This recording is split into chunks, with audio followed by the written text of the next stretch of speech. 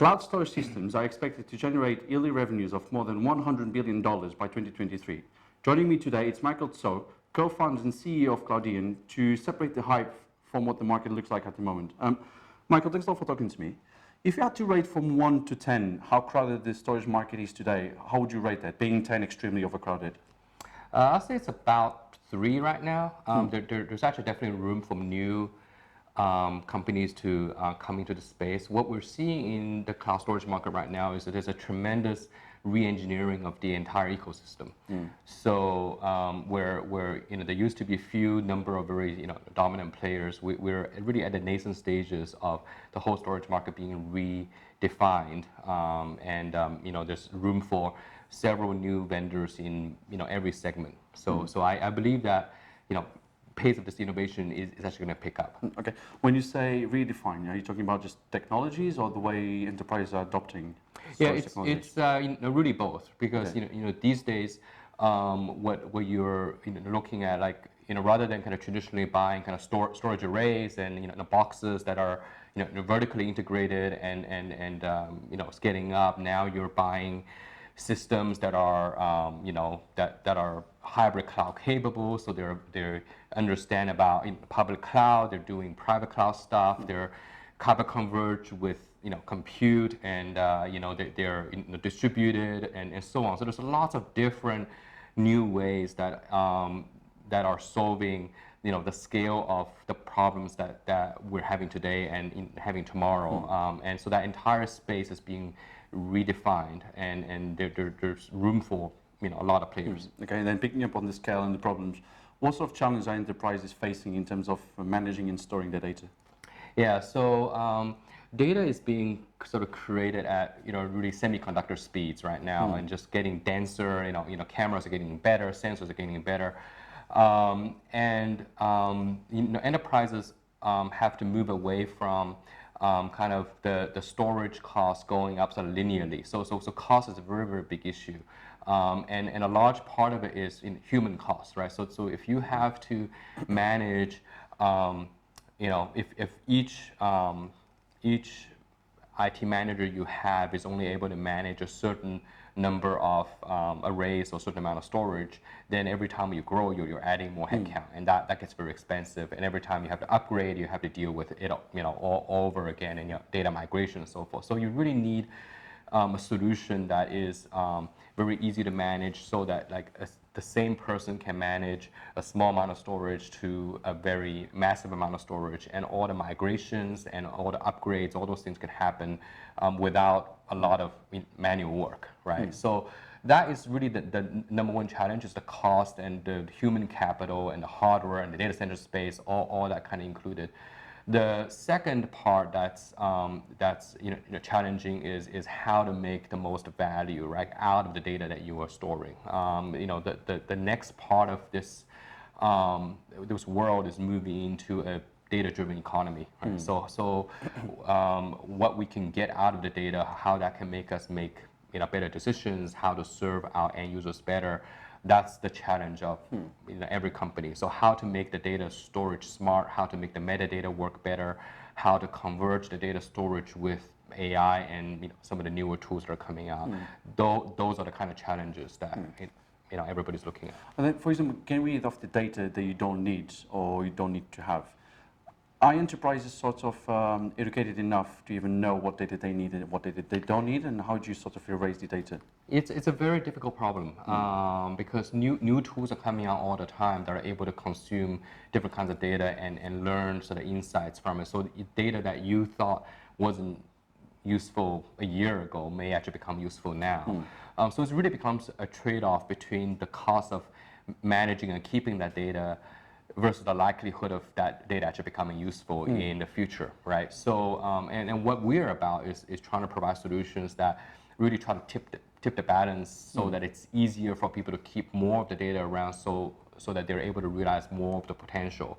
One example of this is really even just from the world of viruses and malware and so on.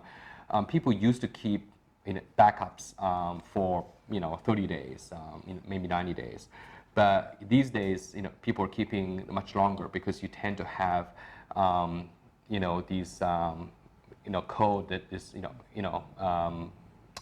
virus code that may be sitting in your system for 6 months, a year, and then something happens, right? You get ransomware, stuff like that. So it's difficult to say what is the maximum amount like you need to keep the data for, right? Okay. So people are keeping it longer, as long as it's practically from a cost standpoint, from a management standpoint, it's able to, and we are there to make it very easy for them to do that. Okay, and then of course Cloudian was funded in 2011. How have you seen the market change over the last 8 to 9 years? It's changed a lot. We were founded upon the idea that you are going to have to bring part of your storage systems has got to be closer to where the data is stored, rather than everything going to several large, centralized cloud. We were built on the concept that you need a combination of cloud and of bringing cloud storage into places where the data is actually being created, right? So closer to your sensor, closer to your users, and so on. And I think what has changed is that during the last 8 years when we were first created, people were all thinking that there was not going to be any more on-prem data centers in a few years. Some people say 5, some people say 10. And what we're seeing today is this re-emergence that people realizing that public cloud is a wonderful, wonderful service and wonderful technology, and it's great as part of the solution, not as a total solution. It's not going to solve all your problems. It's a very powerful part of the solution, but the other part is systems that are going to stay on-prem, closer to you. Whether it's for security, whether it's for performance, whether it's for the compliance reasons, you need a hybrid world. So I think what's really changed for us is, in the past having to really justify why we have the right to exist, and now to people coming to us and saying we're looking to buy S3 enabled hybrid private cloud storage, which is exactly not what we do. So then actually the S3, that was my next question. You use the S3 protocol, which is sort of seen as the de facto standard for storage. Right. And if I'm not mistaken, this is part of the Amazon ecosystem as well. That's right. Let's talk maybe what is S3 very quickly, and then how are you using this within your product range?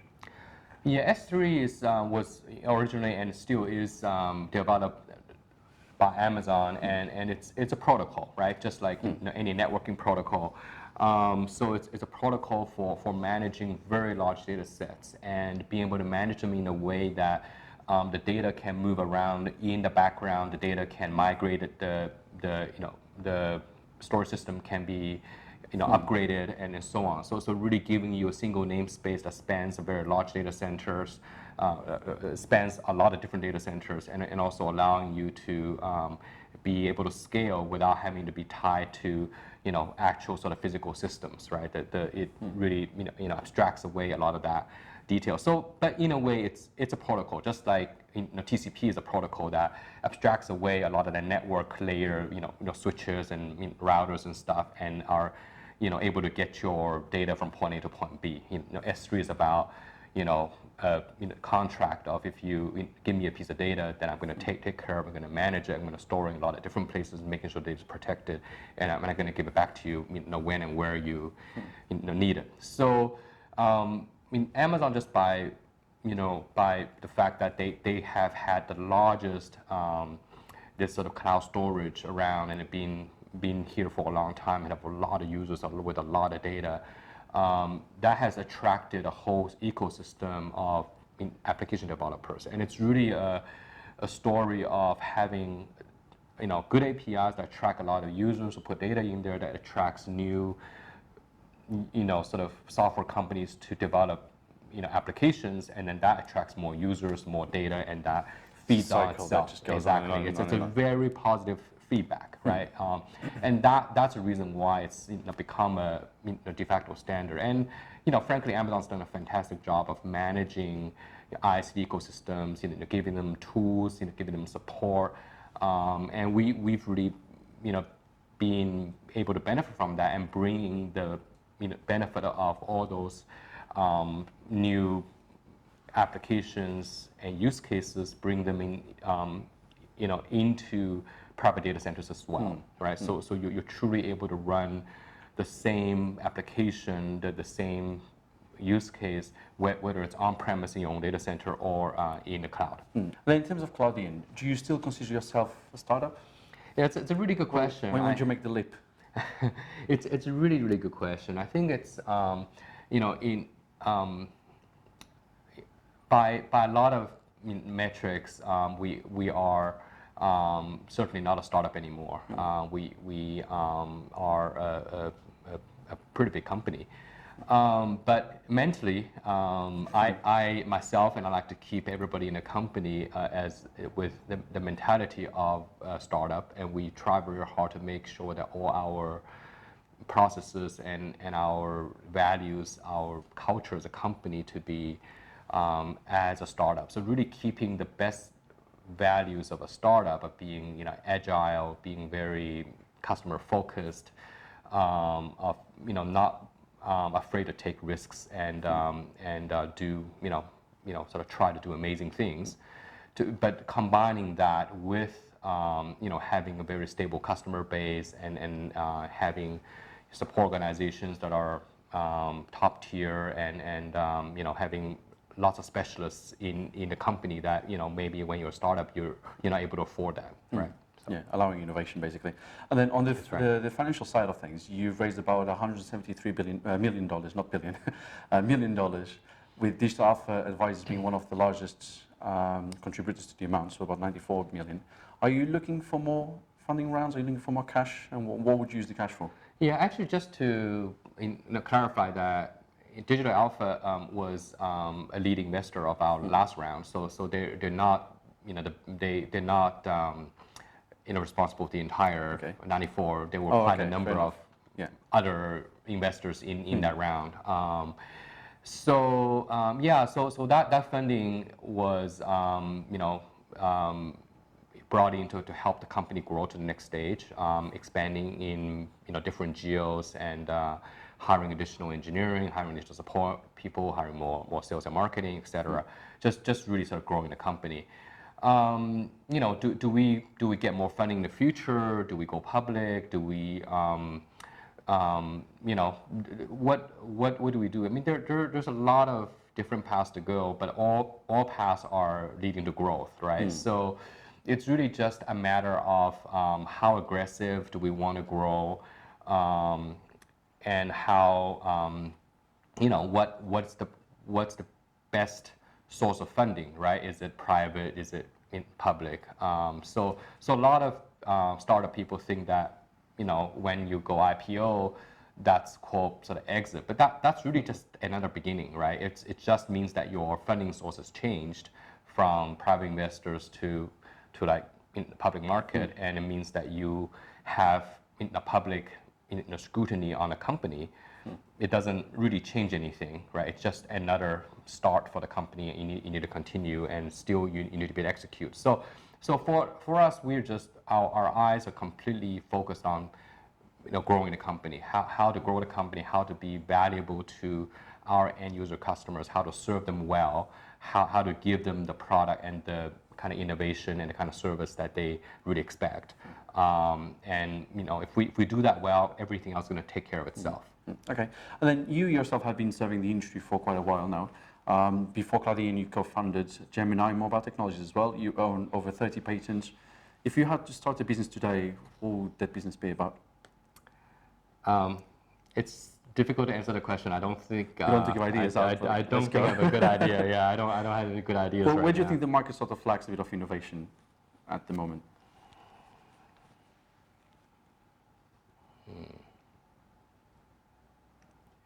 Yeah, actually, honestly, I think the market is not lacking new ideas. Okay. I think what the market lacks is focus, commitment, and sort of execution across ideas. Because I think too many companies often try to do too much. They try to be good at too many different things. And when you're dealing like all the things that we're now sort of dealing with are everything's dealing at scale, right? So I think it's hard to be good at everything for everyone all at the same time. So you need to build things over time so that you start by being the best in one thing for a certain number of customers, and then you grow that set to be bigger, and then eventually you might get into another space and grow that, and so on and so forth. You really, I think, there's too many ideas. I mean, even within our company, we have lots of wonderful ideas, and the hardest thing to do is to sort of decide what not to do. Yeah, what not to do, because you're not going to do 95%, 99% of the ideas that everybody has. Not because they're bad ideas. It's just that you just Time and don't capital. want to. Yeah, you just don't want to sort of defocus. You want to make sure that what you do is just supremely well done, so that you're able to have that level of credibility to move on to the next thing. All right, so we need a bit of focus and housekeeping. All right, Michael, thanks a lot for joining me. Okay, good. Don't forget you can follow Data Economy on Facebook, LinkedIn, Twitter, and Instagram, and also visit the website on www.data-economy.com.